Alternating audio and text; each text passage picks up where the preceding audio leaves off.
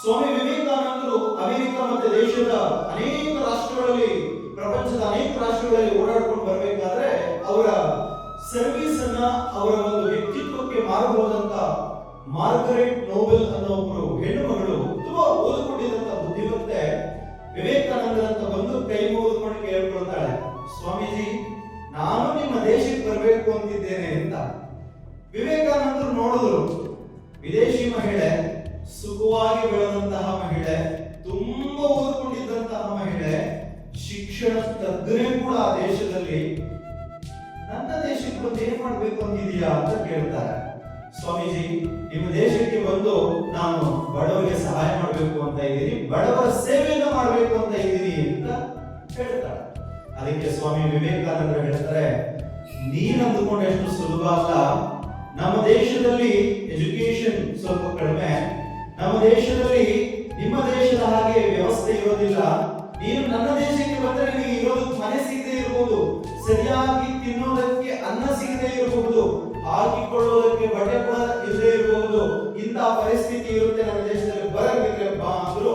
ವಿವೇಕಾನಂದರ ಜೊತೆ ಆ ಹೆಣ್ಣುಮಗಳು ಬಂದಿದ್ದಷ್ಟೇ ಅಲ್ಲ, ವಿವೇಕಾನಂದರು ಆಕೆಯ ಸೇವೆಗೆ ಮೆಚ್ಚಿ ಮಾರ್ಗರೆಟ್ ನೋಬೆಲ್ ಅಂತ ಇದ್ದಂತಹ ಆಕೆಯ ಹೆಸರನ್ನ ಭಾರತಕ್ಕೋಸ್ಕರ, ವಿದೇಶಿ ಮಹಿಳೆ ಭಾರತದ ಜನರಿಗೋಸ್ಕರ, ಎಸ್ಪೆಷಲಿ ಹೆಣ್ಣು ಮಕ್ಕಳ ಎಜುಕೇಶನ್ಗೋಸ್ಕರ ತನ್ನ ಎಂಟೈರ್ ಲೈಫ್ ಅನ್ನ ಸಮರ್ಪಿಸಿಕೊಂಡಿದ್ದಕ್ಕೋಸ್ಕರ, ನಿವೇದನೆ ಮಾಡಿಕೊಂಡಿದ್ದಕ್ಕೋಸ್ಕರ, ತನ್ನ ಇಡೀ ಬದುಕನ್ನು ಸಮರ್ಪಿಸಿಕೊಂಡಿದ್ದಕ್ಕೋಸ್ಕರ ಆಕೆಗೆ ಸ್ವಾಮಿ ವಿವೇಕಾನಂದರು ನಿವೇದಿತಾ ಅಂತ ಹೆಸರಿಡ್ತಾರೆ. ಆಕೆಯ ಹೆಸರನ್ನೇ ಈ ಕ್ಯಾಂಪಸ್ಗೆ ಇಟ್ಟಿರ್ತಕ್ಕಂಥದ್ದು. ಎಲ್ಲ ಕಡೆ ವಿವೇಕಾನಂದರ ಹೆಸರನ್ನ ಇಟ್ಟಿರ್ತಾರೆ, ಆದರೆ ಅಪರೂಪದಲ್ಲಿ ಅಪರೂಪ ನಮ್ಮ ಇಡೀ ದೇಶದಲ್ಲಿ ಓಡಾಡ್ಕೊಂಡು ಬಂದ್ರೆ ಬೆರಳೆಣಿಕೆಯಷ್ಟು ಕ್ಯಾಂಪಸ್ಗಳಿಗೆ ಮಾತ್ರ ಸ್ವಾಮಿ ವಿವೇಕಾನಂದರ ಶಿಷ್ಯೆಯಾದ ಸೋದರಿ ನಿವೇದಿತಾ ಅವರ ಒಂದು ಹೆಸರನ್ನಿಟ್ಟಿದ್ದಾರೆ. ಆಡಳಿತ ಮಂಡಳಿಯ ಎಲ್ಲರಿಗೂ ಕೂಡ ನಮ್ಮ ತುಂಬ ಹೃದಯದ ಧನ್ಯವಾದಗಳನ್ನು ಸಮರ್ಪಿಸುತ್ತೇನೆ. ಆಕೆ ಅಂದ್ರೆ ಇಲ್ಲಿ BSc ಓದಿರ್ತಕ್ಕಂಥವ್ರು ಬಹಳಷ್ಟು ಜನ ಇದ್ದೀರಿ. BSc ಓದಲಿಕ್ಕೆ ಬಂದಿರತಕ್ಕಂಥವ್ರು ಜಗದೀಶ್ ಚಂದ್ರ ಬೋಸ್ ಅನ್ನೋ ವಿಜ್ಞಾನಿ ಹೆಸರನ್ನು ನೀವೆಲ್ಲ ಕೇಳಿರ್ತೀರಿ. ಜಗದೀಶ್ ಚಂದ್ರ ಬೋಸ್ ಅನ್ನೋ ಶ್ರೇಷ್ಠ ವಿಜ್ಞಾನಿಗಳು ಅವರ ಒಂದು ಎಕ್ಸ್ಪೆರಿಮೆಂಟ್ ಅನ್ನ ಮಾಡೋದಕ್ಕೆ ವಿದೇಶಗಳಿಗೆ ಹೋದಾಗ ಅವರ ಮೇಲಿನ ದ್ವೇಷದಿಂದ ಅವರಿಗೆ ವಿಷವನ್ನು ಹಾಕಿಕೊಟ್ಟ ರೂಪದಲ್ಲಿ, ಆ ವಿಷದ ಪರಿಣಾಮ 6 ತಿಂಗಳ ಕಾಲ ಅವರು ಬೆಡ್ರಿಡನಾದ್ರು. ಆ 6 ತಿಂಗಳ ಕಾಲ ಅವರನ್ನು ನೋಡಿಕೊಂಡಿದ್ದು ಇದೇ ನಿವೇದಿತಾ. ಅಷ್ಟೇ ಅಲ್ಲ, ಆ 6 ತಿಂಗಳ ಕಾಲ ಅವರ ಎಲ್ಲ ರಿಸರ್ಚ್ ಆರ್ಟಿಕಲ್ಸ್ ಅನ್ನ ಬರೆದು ಪಬ್ಲಿಷ್ ಮಾಡಿ ಎಂಟೈರ್ ವರ್ಲ್ಡ್ ನಲ್ಲಿ ಜಗದೀಶ್ ಚಂದ್ರ ಬೋಸ್ ಅನ್ನು ತುಂಬಾ ಎತ್ತರದ ಸ್ಥಾನಕ್ಕೆ ಬರುವ ಹಾಗೆ ಮಾಡಿದ್ದು ಕೂಡ ಇದೇ ಸೋದರಿ ನಿವೇದಿತಾ, ಇದೇ ಸೋದರಿ ನಿವೇದಿತಾ. ಒಂದು ದಿನ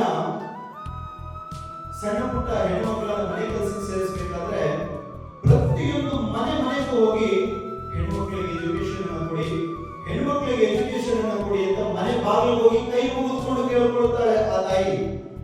ಒಮ್ಮೆ ಒಂದು ಮನೆಗೆ ಹೋಗ್ತಾಳೆ, ಅವರಿನ ಯಜಮಾನರವರು ಏನ್ ಬಂದಿದ್ದು ಅಂತ ಕೇಳಿದಾಗ, ಇದರ ಹೆಣ್ಮಕ್ಳಿಗೋಸ್ಕರ, ಬಡ ಹೆಣ್ಮಕ್ಳಿಗೋಸ್ಕರ ಒಂದು ಸ್ಕೂಲ್ ಓಪನ್ ಮಾಡಿದ್ದೇನೆ, ಏನಾದ್ರು ಡೊನೇಷನ್ ಕೊಡ್ತೀರಾ ಅಂತ ಕೇಳಿದ್ರು. ಅವರು ಪಕ್ಕಾ ಭಾರತೀಯರು, ದೇಶಭಕ್ತರು, ಕೇಳಿ ದುಡ್ಡು ಕೇಳೋದಕ್ಕೆ ಬಂದಿರತಕ್ಕಂಥದ್ದು ವಿದೇಶಿ ಮಹಿಳೆ. ಅವಾಗ ನಮ್ಮ ದೇಶವನ್ನು ಬ್ರಿಟಿಷರು ಆಳ್ತಿದ್ದಂತಹ ಪರಿಸ್ಥಿತಿ ಬೇರೆ. ಆ ವಿದೇಶಿ ಮಹಿಳೆ ಬಂದು ದುಡ್ಡು ಕೇಳ್ತಾಳೆ ಅಂತ ಹೇಳಿ ನನ್ನ ಮನೆಗೆ ಬಂದು ವಿದೇಶಿ ಮಹಿಳೆ ದುಡ್ಡು ಕೇಳೋದಕ್ಕೆ ಎಷ್ಟು ಧೈರ್ಯ ನಿನಗೆ ಅಂತ ಎದ್ದವರ ಕಪಾಳಕ್ಕೆ ಒಂದು ಬಿಡುತ್ತಾರೆ ಸೋದರಿ ನಿವೇದಿತಾಗೆ. ಆಕೆ ಏನು ರಿಯಾಕ್ಟ್ ಮಾಡಲಿಲ್ಲ. ಏನಂತ ಗೊತ್ತಾ? ಕೆನೆಯನ್ನು ಒರೆಸಿಕೊಂಡು, ಸರ್ ನನಗೆ ಕೊಟ್ರಿ, ಮಕ್ಕಳಿಗೋಸ್ಕರ ಏನಾದರೂ ಕೊಡಿ, ಬಡ ಹೆಣ್ಣು ಮಕ್ಕಳಿಗೋಸ್ಕರ ಏನಾದರೂ ಕೊಡಿ ಅಂತ ಮನೆಗೆ ಹೋಗಿ ಬೈಸ್ಕೊಂಡು ಉಗಿಸ್ಕೊಂಡು ಒದೆ ತಿಂದು ಊಟ ಇಲ್ಲದೆ ಗುಡಿಸಲ್ ಜೀವನ ಮಾಡಿಕೊಂಡು ತನ್ನ ಇಡೀ ಲೈಫ್ ಅನ್ನ ಭಾರತದ ಸಂವಿಧಾನದಲ್ಲಿರ್ತಕ್ಕಂಥ ಲಕ್ಷಾಂತರ ಹೆಣ್ಣು ಮಕ್ಕಳನ್ನ ಮನೆಗೆ ಹೋಗಿ ಮನೆಯಿಂದ ಆಚೆಗೆ ಕರ್ಕೊಂಡು ಬಂದು ಅವರಿಗೆ ಎಜುಕೇಶನ್ ಕೊಟ್ಟಂತಹ ಭಾರತದ ಇತಿಹಾಸದ ಏಕೈಕ ವಿದೇಶ ಮಹಿಳೆ ಅಂದ್ರೆ ಅದು ಸೋದರಿ ನಿವೇದಿತಾ ಮಾತ್ರ. ಅಂತಹ ಶ್ರೇಷ್ಠ ವ್ಯಕ್ತಿಯ ಹೆಸರನ್ನ ಈ ಕ್ಯಾಂಪಸ್ ಇಟ್ಟಿದ್ದಾರಲ್ಲ,